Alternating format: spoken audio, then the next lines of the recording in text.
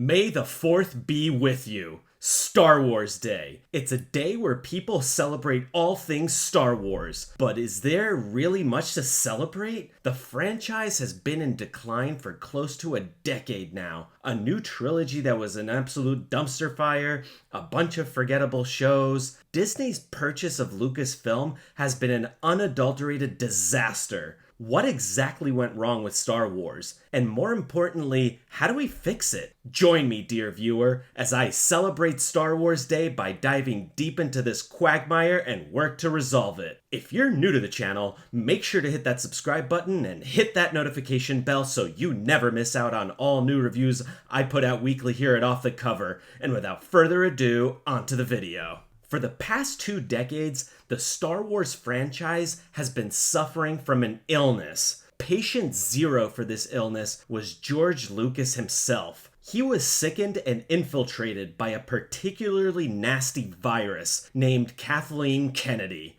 Ever since she slithered into George Lucas's world, the franchise has suffered immensely. Kennedy herself suffers from an illness, which my man Gad Sad describes as the woke mind virus. Over the past 25 years, this virus has spread, largely unchecked. Kennedy first infiltrated Star Wars at Lucasfilm, but she saw her chance to metastasize when Disney purchased them. Another person afflicted by the mind virus was Bob Iger, who promoted Kathleen Kennedy high enough for her to do some real damage. The new trilogy has been, shall we say, less than stellar? Pun very much intended. After over 30 years of waiting, fans finally got to see what happened after the events of Return of the Jedi. With The Force Awakens, we got a carbon copy of A New Hope, which wasn't altogether bad, but it didn't follow in the spirit of Star Wars, and it didn't provide anything new to drive the story forward.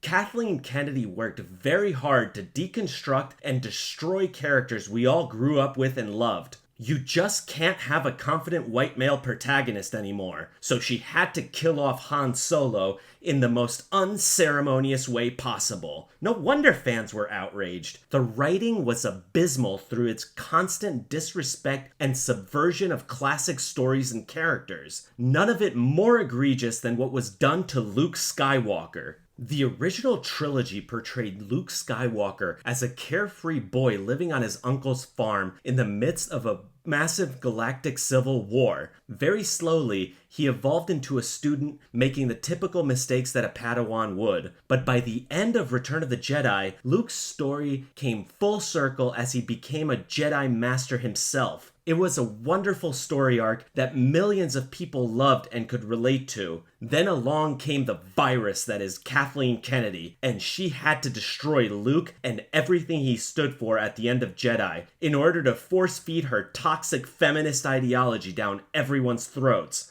Rey was everything Luke wasn't. She was automatically proficient in all the Jedi ways, all because she was female. Shockingly, the Mary Sue trope did not resonate with audiences, and box office receipts suffered as a result. But the woke mind virus doesn't stop at toxic feminism. Oh no, we've also got critical race theory and identity politics to contend with. Star Wars was never a story lacking in diversity. It had many alien races and creeds. Come on, that's a bunch of horse shit. Lando Calrissian was a black guy, you know. He got to fly the Millennium Falcon. What's the matter with you? Who said that? I did. Lando Calrissian is a positive role model in the realm of science fiction fantasy.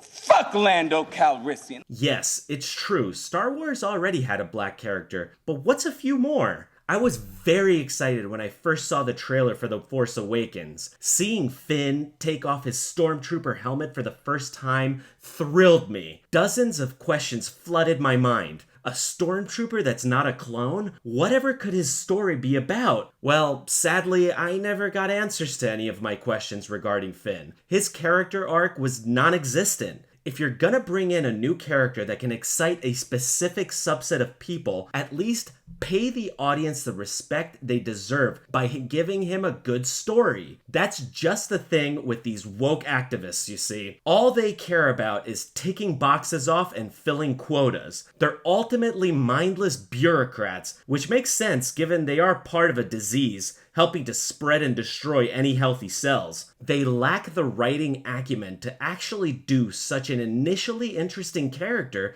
the justice he deserved. Ultimately, it was a slap in the face to the fans who really wanted to see Finn's character arc come to fruition. Sadly, we're all still waiting for that. If that wasn't enough, the cancer that is Kathleen Kennedy didn't just stop there. No, she had to destroy the so-called imaginary patriarchy entirely and completely. At every single point in the new trilogy, male characters had to be undermined, ridiculed, and emasculated. The low point came when Vice Admiral Holdo wouldn't take advice from Poe Dameron, even though he was clearly correct. Drunk on her own power, she made tactical mistake after mistake, driving the New Republic forces into the ground in the fight against the First Order. Female empowerment at its finest. As I mentioned in my Dark Age of Cinema series, the toxic feminist ideology that Kathleen Kennedy suffers from views the relationship between men and women as adversarial. Instead of working together to solve a common problem, Hulda very narcissistically went her own way, causing not only her own death, but the deaths of countless of people on that ship. Bravo, Hulda. Bravo.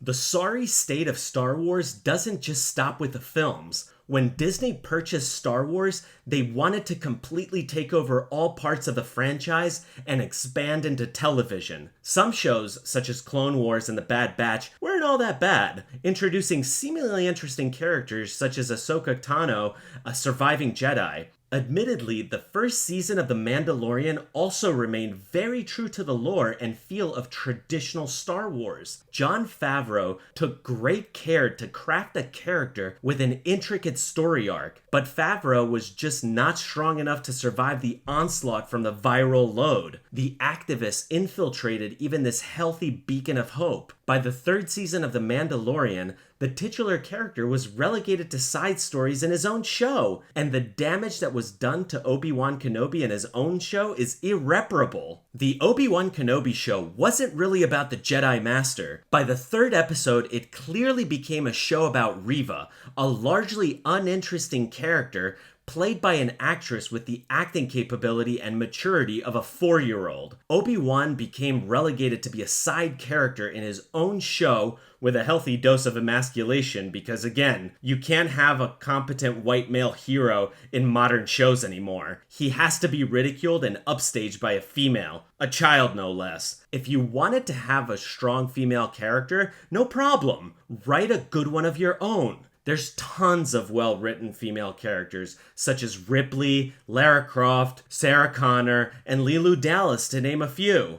Don't destroy and subvert beloved characters simply because they are males and it doesn't fit your toxic ideology. What all this reveals is that Star Wars is completely devoid of good writing. Kathleen Kennedy didn't bring in writers, producers, or filmmakers. She brought in a viral army of activists. And as we've clearly seen, activists don't make for good writers. Who knows if the firings at Disney excised enough of the disease out of the company? Only time will tell. Whoever comes in to captain this sinking ship has to completely cut the disease out of the company. Firing all the activists is an important first step to returning the company to profitability. Financial markets have already signaled this disease needs to be stopped, but they must also hire not only competent writers, but die-hard fans of the franchise. Jon Favreau is a die-hard fan. You can just tell, but he's only one guy. Also, following the original strategy employed by Marvel to plan out an entire decade in advance is another way to right the ship. So on this Star Wars Day, we all have to rise up and demand loudly that we won't stand for this mind virus to continue to damage and destroy a franchise we all knew and loved. May the Force be with you. If you like this video, hit that like button and subscribe for more great content.